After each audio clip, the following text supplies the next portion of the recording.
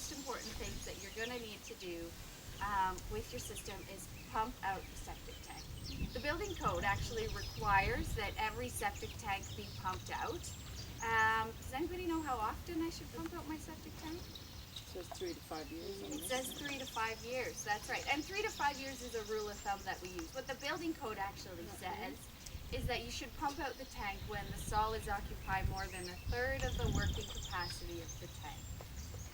Now I invite any of you to come up here and determine whether or not it's there. And there are ways we can do that. I know nobody's going to do it. We actually debated whether or not we should do this for you this morning, but we thought it might be too messy. So basically what the code says is that if your tank is this deep, when a third of it is filled with solids, you have to pump it out. And that's because at that point there's not actually enough room left in between the solids to separate the new solids that are coming into the tank.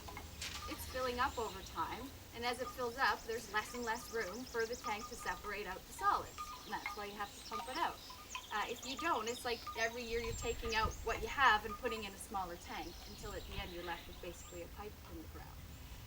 Because nobody wants to measure how many solids they actually have in the tank, we say do it every 3 to 5 years.